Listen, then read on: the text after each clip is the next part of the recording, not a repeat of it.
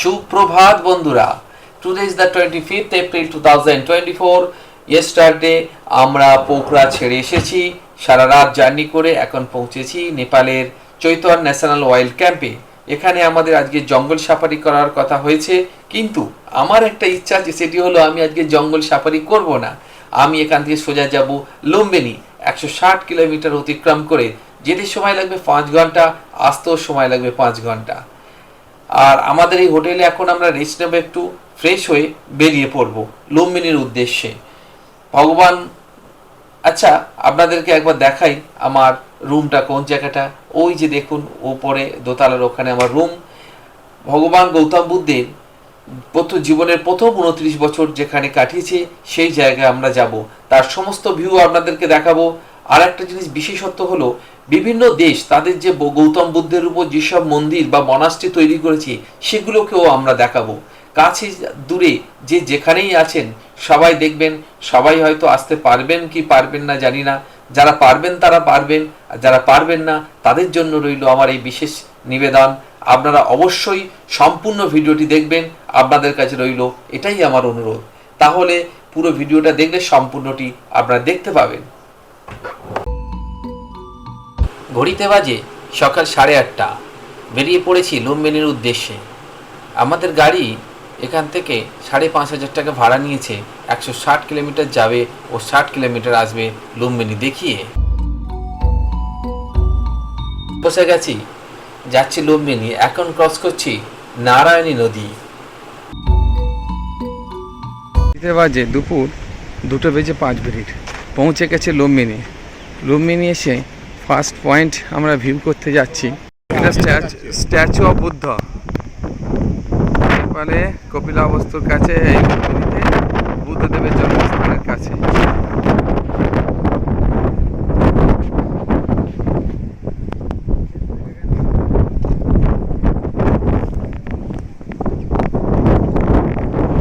এখানেও মানে আমাদের অন্যান্য জায়গার মতো একটা টুরিস্ট প্লেস লুম্বিনী। দুদিকে দেওয়া আছে, ওই যে দূরে দেখা পাচ্ছে ওটা হলো বুদ্ধদেবের জন্মস্থল। এখানে আছে লুম্বিনী লেখা।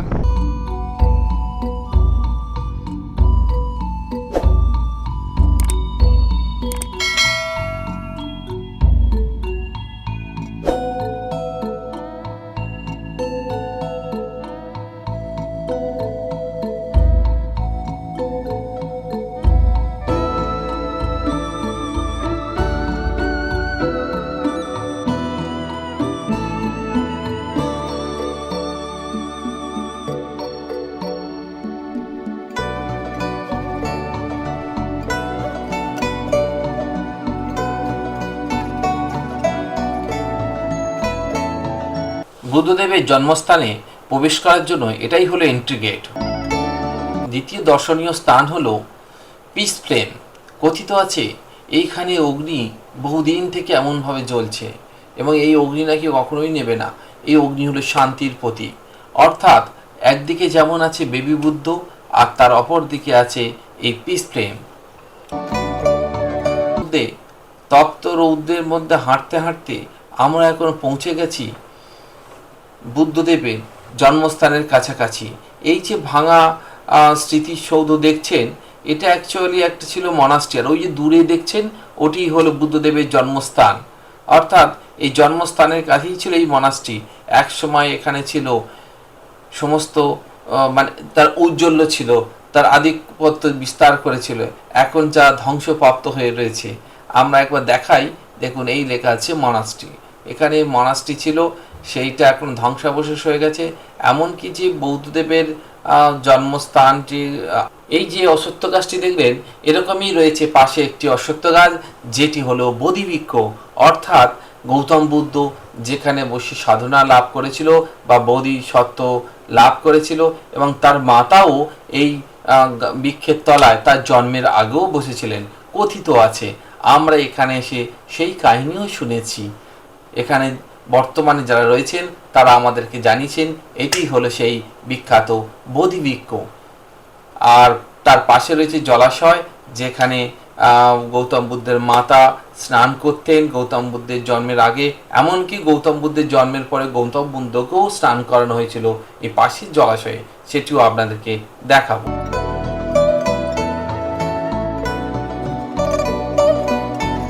এই হলো সেই জলাশয়টি, যা আজ সুন্দর করে এখনো রাখা হয়েছে। আর তার চারিদিকটা একবার দেখিয়ে দিই ভিউটা। ওই রাস্তা দিয়ে আমরা এসেছিলাম, আসার পর এই তপ্ত রৌদ্রের মধ্যে বোধিবৃক্ষ দর্শন করেছি। তারপর বোধিবৃক্ষ দর্শন করার পর এই উল্টো দিকে আমরা যাব। এখন বোধিবৃক্ষকে আরেকবার আপনাকে দেখাবো, দাঁড়ান এদিক থেকে ঘুরে যাই। ঘুরে গিয়ে আমরা এদিকে সামনে রয়েছে মনাস্ট্রির এই বোধিবৃক্ষ, আর বোধিবৃক্ষ আমরা একদিকটা ঘুরে এলাম, ওই পাশেই ছিলাম, সামন দিকে এলাম বোধিবৃক্ষ এই আলো দেয়া আছে সামনে। আর এই হলো গৌতম বুদ্ধের জন্মস্থান, ওখানে যাব। ওখানে হয়তো ভিতরের অংশ আপনাদেরকে দেখাতে পারবো না, কারণ ভিতরে ফটো তোলা নিষিদ্ধ। এমনকি ওদের মানে নেপালে যেসব গার্ডরা রয়েছেন বা যারা সেনাবাহিনী বা অন্য গার্ডরা রয়েছেন, তারা সম্পূর্ণরূপে ওটাকে ব্র্যান্ড করে রেখেছে ভিতরের জায়গাটা। তাই ভিতরে দর্শন করাতে পারলাম না, কিন্তু বাইরের অংশটা আপনাদেরকে দর্শন করিয়ে দিচ্ছি। তো আছে গৌতম বুদ্ধের মাতা এখানে বসে তিনি তপস্যা করেছিলেন। যখন তার গৌতম বুদ্ধের জন্মের সময় হয়ে এসেছিল, তখন তিনি এখান দিয়ে সোজা চলে গেছিলেন ওই যে দেখা পাচ্ছেন সাদা মতো বিল্ডিংটা, যা আজকে এত সুন্দর আছে, ওখানে ছিল মাটির। সেখানে গিয়ে উনি গৌতম বুদ্ধকে জন্ম দিয়েছিলেন। এবং জন্মের পরে গৌতম বুদ্ধ যখন বড় হয়, তিনি তার এখানে এসে তিনি জ্ঞান লাভ করেছিলেন এই জায়গাটায় বসে। এই ছিল সেই বোধিবৃক্ষ।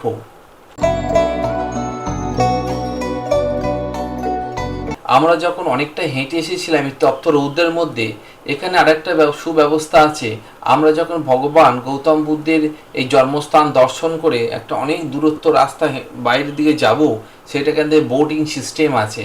আপনারা যদি চান তো এখানে বসে এখান থেকে বোটে করেও আপনারা পৌঁছে যেতে পারেন প্রধান গেটের কাছে। এখন এসেছি লুম্বিনীতে কোরিয়ান বুদ্ধ মন্দির দেখতে। দেখুন, বাহ, খুব সুন্দর দৃশ্য, কত সুন্দর প্রাকৃতিক শোভা, ফুল গাছ।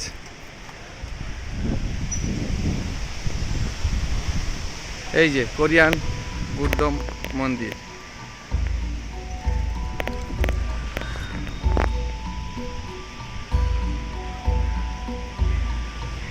একবার পুরো ভিউ দেখিয়ে দিচ্ছি।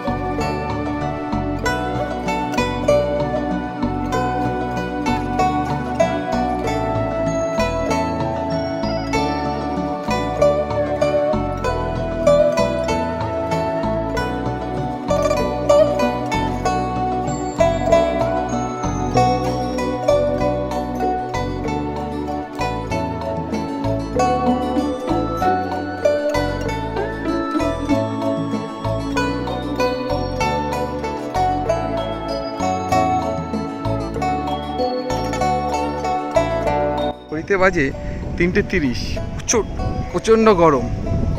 তার মাঝে আমরা নেপালের যে চায়নারা যে মনাস্ট্রি তৈরি করেছে, সেই মনাস্ট্রি জোহাং হুয়া বুদ্ধিস্ট মনাস্ট্রি, সেইটা আমরা দেখতে যাচ্ছি। এই পাশে কম্বোডিয়ানরা বানাচ্ছে, সেটাকে এখন দেখতে পাচ্ছি না। এটা চায়নাদের মনাস্ট্রি।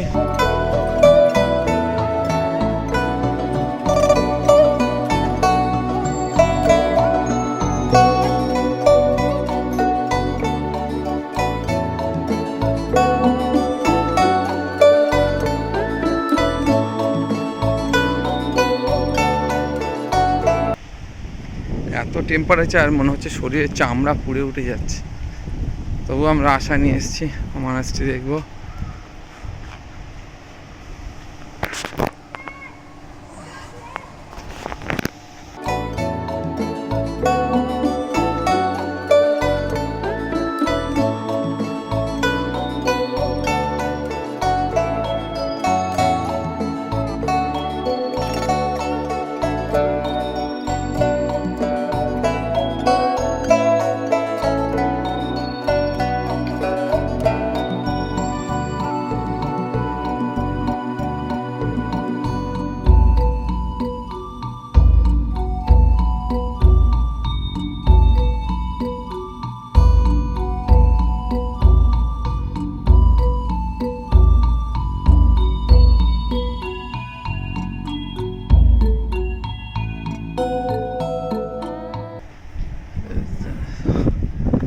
চায়নারা যে মনাস্ট্রি তৈরি করছে সেই মনাস্ট্রি।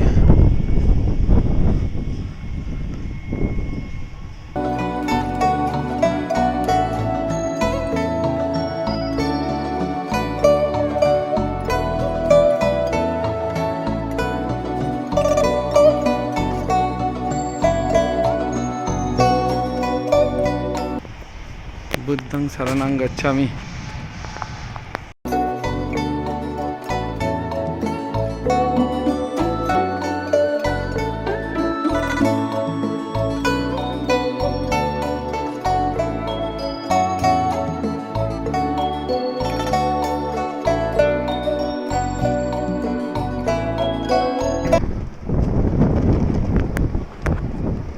वो वाइट वाला सिंगापुर का मोनास्ट्री,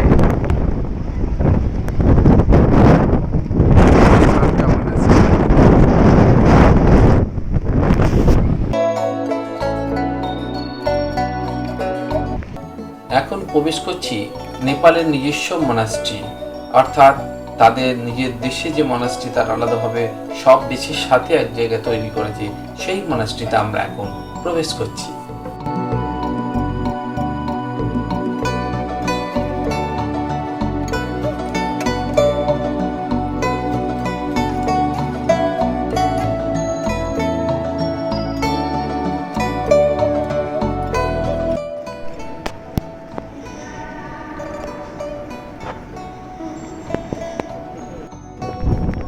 মনাস্ট্রি, ফ্রান্সের বুদ্ধ মনাস্ট্রি, ফ্রান্সের বুদ্ধ মনাস্ট্রি যাচ্ছি।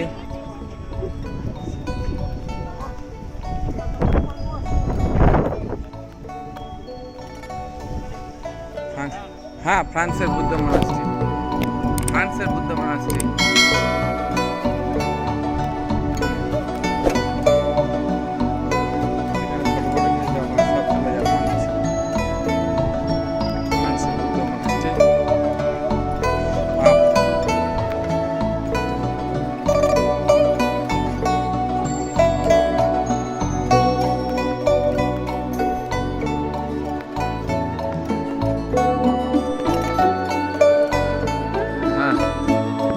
বাইরে এত রৌদ্র থাকা সত্ত্বেও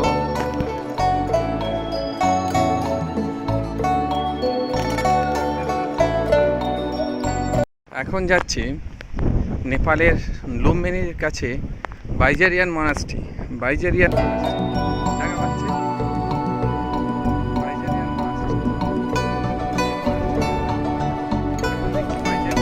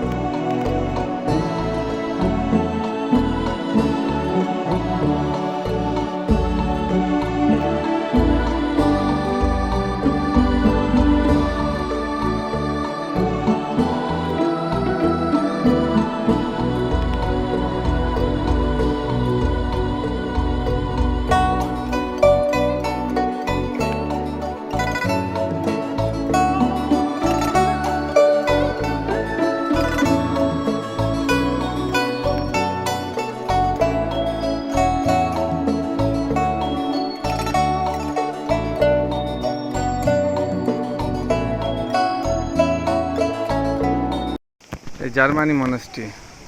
নেপালে লুম্বিনীতে ভগবান বুদ্ধের জন্মস্থানের কাছাকাছি, এখানে ভগবান বুদ্ধের জন্মস্থানের কাছাকাছি জার্মানি মনাস্ট্রি। চারিদিকে মনাস্ট্রি, এ নেপাল ও फ्रांस, ये कोई होगा।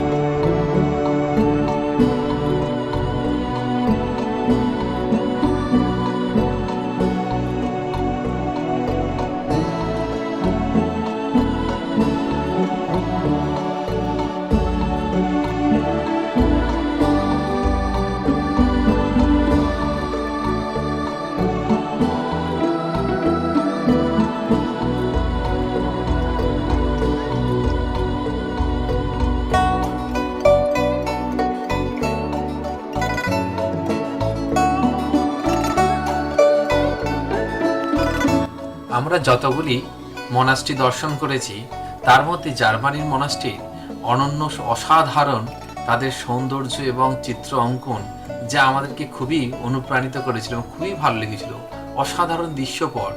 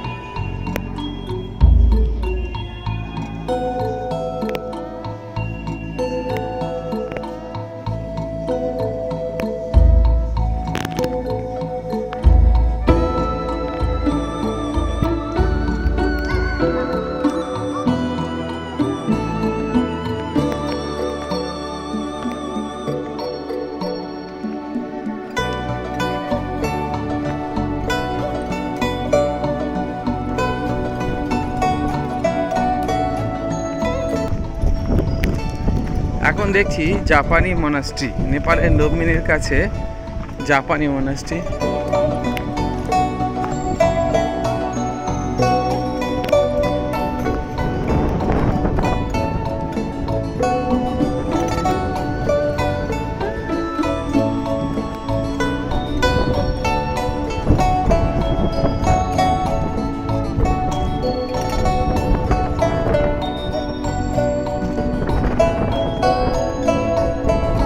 আমাদের নেপাল মানে শেষ দিন।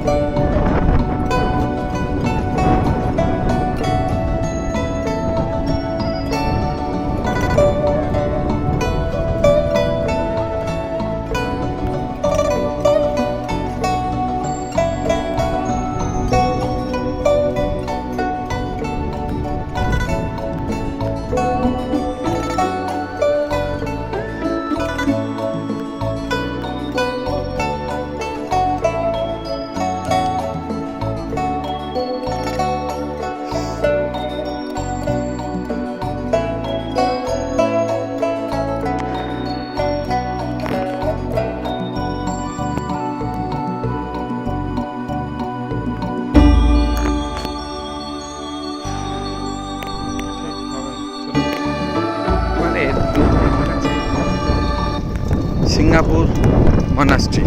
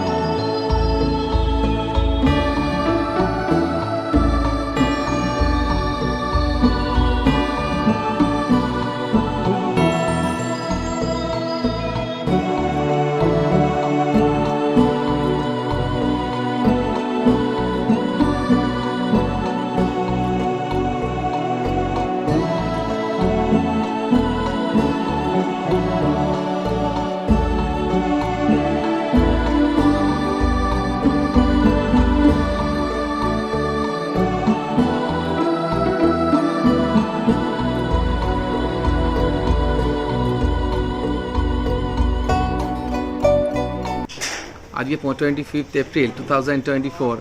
এখন আছি নেপালের লুম্বিনী, যেখানে